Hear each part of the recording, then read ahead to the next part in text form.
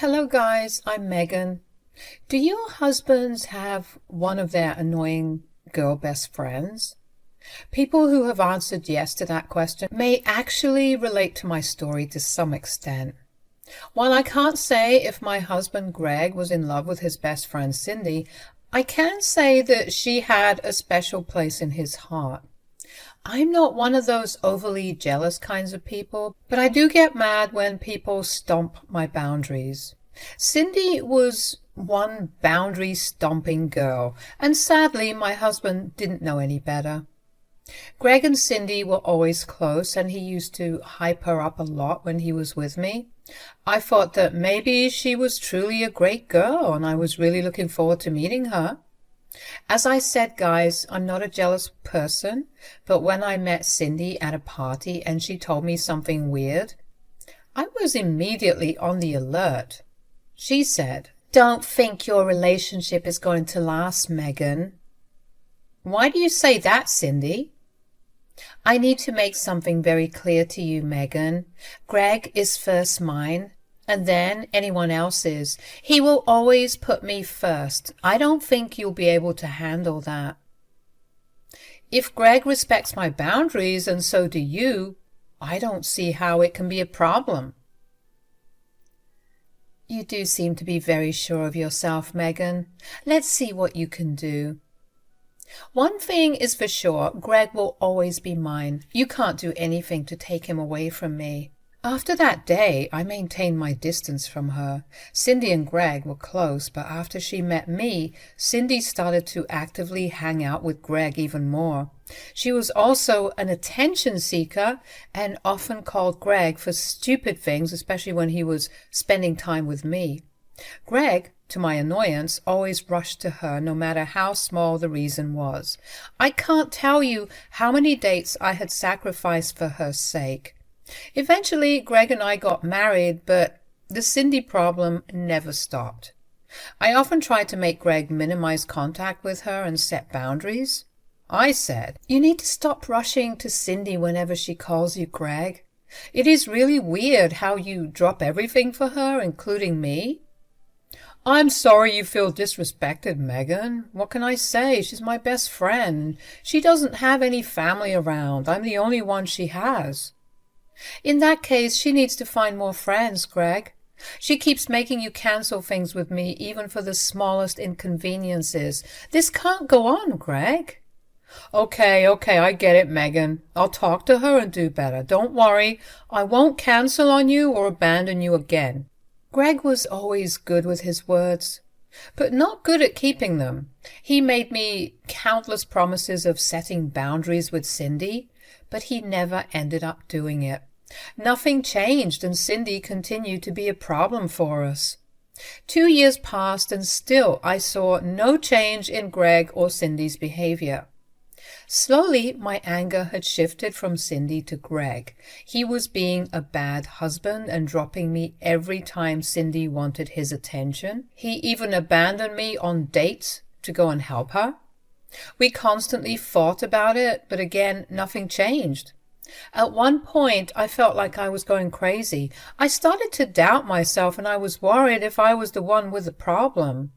But my mother-in-law, Lisa, also noticed Greg's behavior and agreed with me. She might be Greg's mother, but Lisa has been an absolute gem to me. I lost my mother when I was a teen. Being with Lisa reminded me a lot of her. Lisa also tried to talk to Greg, but that didn't help either. At least I knew I wasn't crazy and someone was on my side. Things took a drastic turn for me one day. I had gone 2 cities over for a conference and was supposed to come back home by train. I had to take the last train home and needed to be picked up by Greg because it was unsafe that late at night. My train arrived at the station at about 2 a.m., and I called Greg to let him know that I was waiting. He said that he was already on his way. By car, our house was 20 minutes away, and that night it was snowing fairly bad, so I asked Greg to pick me up. I was alone at the station waiting for him. Around 50 minutes passed, but there was no sign of Greg. I was getting really annoyed and wondered what was taking him so long. I was also worried about him because I knew how bad roads could get when it snowed. After waiting for so much time, I decided to give Greg a call and find out where he was. He picked up the phone, and I said in a cautious voice, "Where are you, Greg? I've been waiting here for over 50 minutes. You should have been here in 20 minutes. I'll need some more time to come and pick you up, Megan." "What? Why? You need to hurry up, Greg. The snow's starting to get bad. We need to go home and shut ourselves inside." "It'll be fine, Megan. You just need to wait. I'm already on the road." "Where are you? What's taking you so long if you're already on the road? At least give me a rough idea of how much longer you need." "Well, it'll take another hour." "What? What the hell are you talking about, Greg? Where are you?" "I'm on my way to get Mom from her sister's house." That sentence left me speechless. Guys, this man had left me stranded at a train station at 3 a.m. because he went to pick up his mother instead of me. I was in shock at what he said. I was almost alone at the station, and there were literally like 2 people around. And it was snowing pretty bad. The weather report even said that it would be a very snowy day. But instead of picking me up as soon as he could, Greg chose to drive to get his mother. I was furious, and I said, "What are you talking about, Greg? Don't tell me you're seriously going to pick up your mother while leaving me here." "Oh, God, Megan, why are you acting so offended? I can pick up both of you. I went to Mom first because she desperately wanted to get out of the party. I wasn't going to leave her stranded there." "No, you aren't going to leave her stranded. She's literally in a house, and I am in a freaking train station. What is wrong with you, Greg?" "Will you please relax? I told you I would come and get you. This is a pretty safe city, and you are a grown woman. You'll be fine." "And your mother is a grown woman too, Greg. You didn't need to rescue her from her own sister's house, which is like 2 freaking hours away." "Look, I'm not going to abandon my mother just because you are scared of a little snow. Just come call an Uber if you don't want to wait. I'm hanging up now. I can't concentrate on the road with you yelling in my ear." Greg said that and hung up on me. I tried to call him back, but he wasn't picking up. I couldn't believe what had just happened to me. Greg had not only hung up on me, but also abandoned me at a train station. Did I mention that it was 3 a.m. at night and snowing? Well, it was, and I couldn't find a single cab in sight or on my phone. It was a nightmare for me. After a while, I got so frustrated that I started to cry. I felt abandoned and betrayed by my husband. I couldn't believe that he would do this to me. Time passed, and still there was no sign of my husband anywhere. I guess I was stupidly thinking that he was making a joke and would soon come to get me.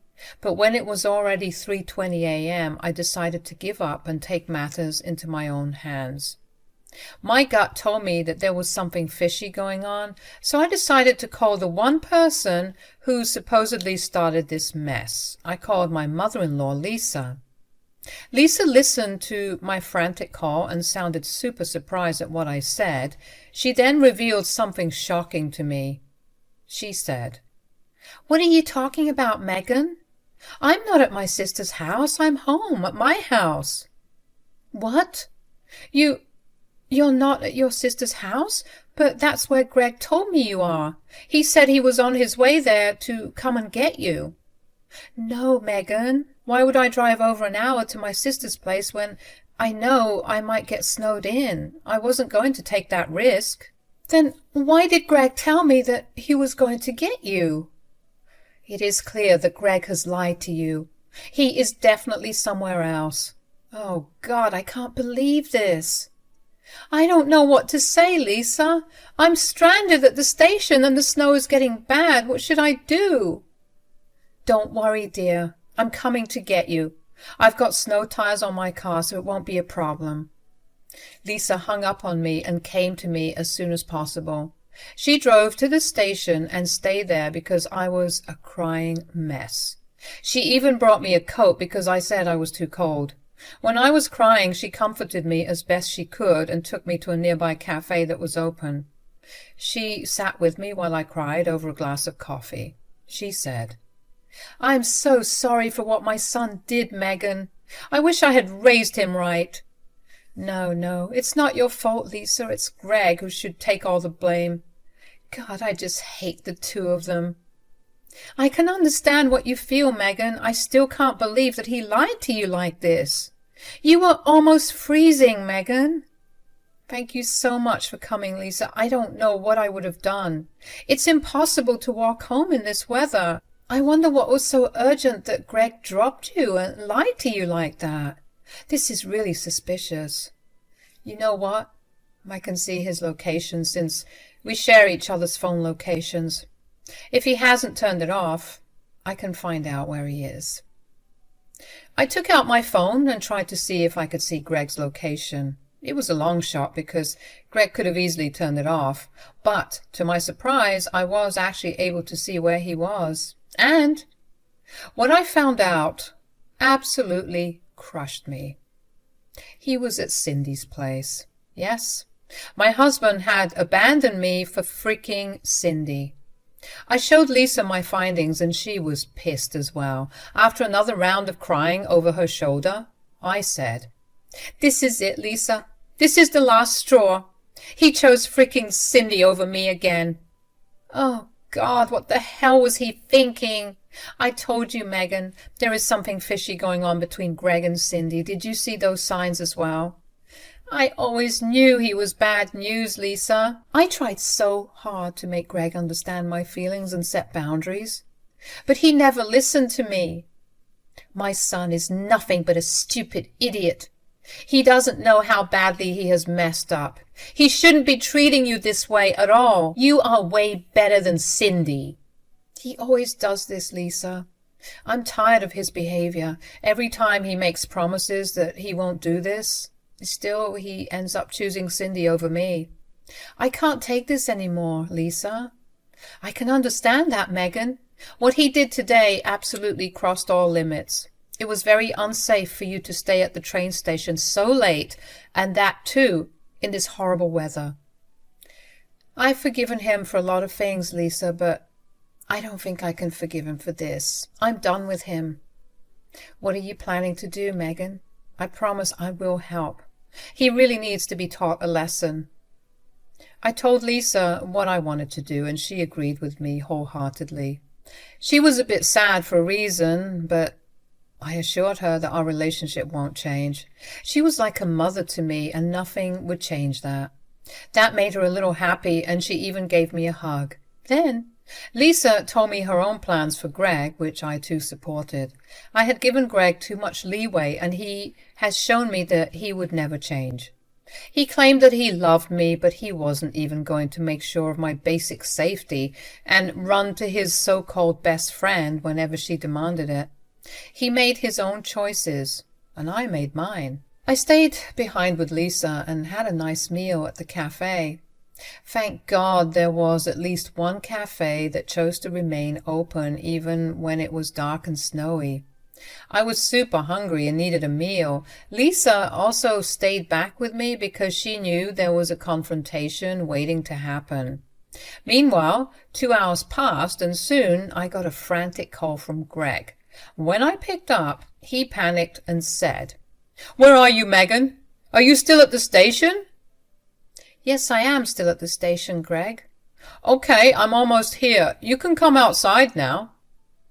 I told Lisa that Greg was almost at the station, and she gave me a wicked smile and walked me towards the car park. When Greg finally walked up to where I was supposed to wait for him, he couldn't believe his eyes when he saw Lisa with me.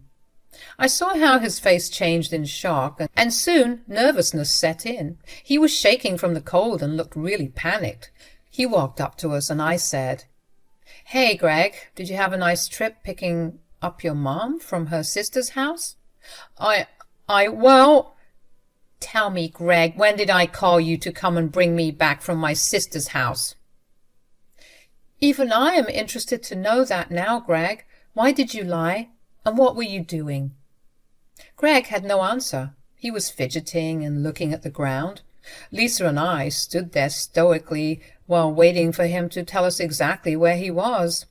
I was giving him a chance to come clean all by himself. He should have taken the chance, but he chose to lie instead. He said, in a nervous voice, "Oh, I was having some trouble with the car, so I stopped at a repair shop. I didn't tell you because I didn't want to scare you. That's it." Really, Greg? Is that what happened today?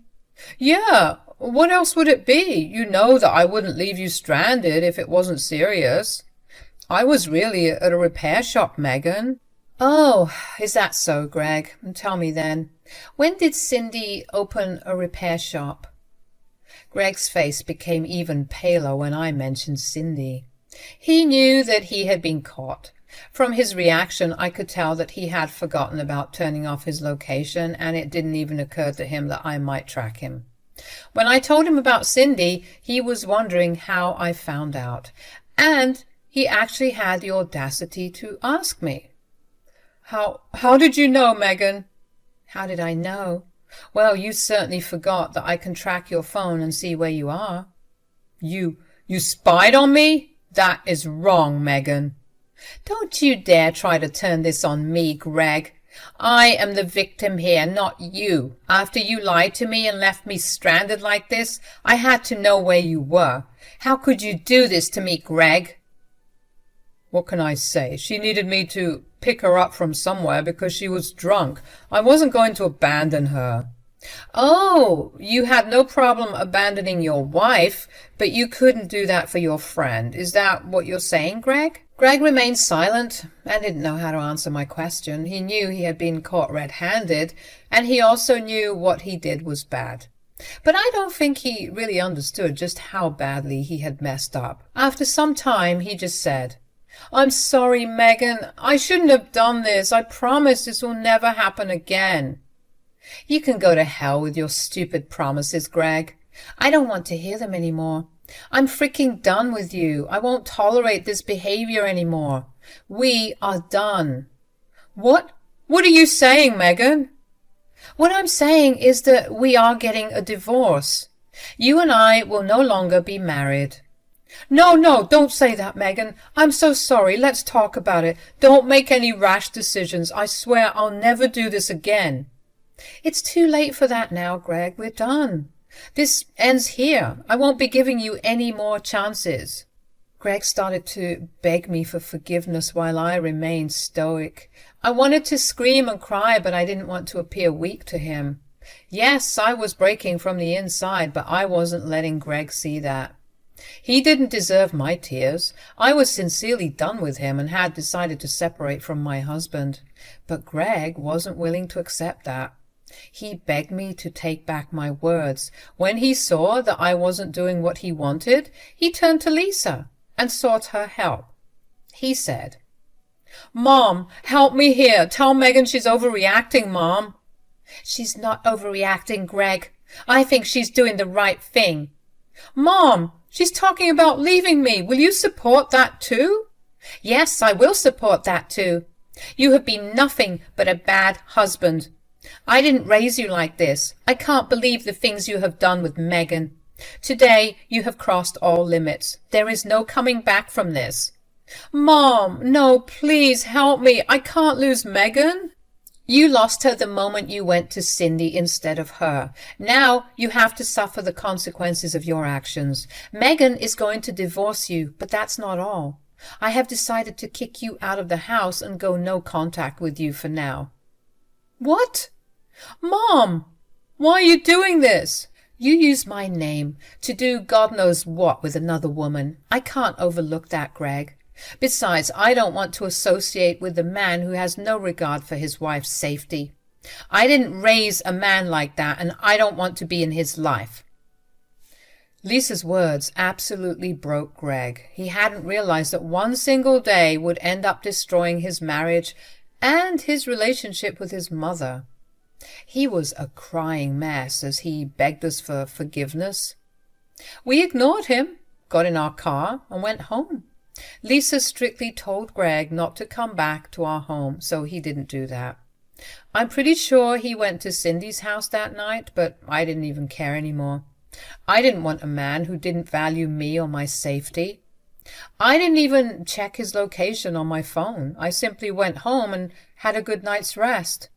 Lisa also accompanied me because she didn't want to leave me alone. I was glad for her presence because it brought me some comfort. The next day, Greg showed up to the house to beg for mercy again. He never admitted to any offense, even though Lisa begged him to tell me the truth. Greg maintained that Cindy was only his best friend and he didn't love her. He kept saying that he loved me and would do anything to bring me back. Too bad I wasn't falling for that crap again. I told him that we were done and he would get divorce papers soon. After hours of trying to change my mind, Greg finally collected some of his things and left. That day itself, I went ahead and talked to a lawyer to start preparing for a divorce. Lisa helped me out with that as well. Greg was served divorce papers just like I had said. He went mad for a short while and started to beg me all over again, but I stopped responding to his calls and texts. Instead, I told him that he should only contact me through a lawyer. He tried to show up at my work but got thrown out by security. He harassed me at my house for a few days until Lisa and I threatened to call the cops. In the end, he realized that no one was on his side. He had cut off Cindy from his life, but still, I didn't change my mind. Maybe he did love me because he didn't go running back to her after all. How did I know? Well, Cindy sent me some nasty texts about taking Greg away from her.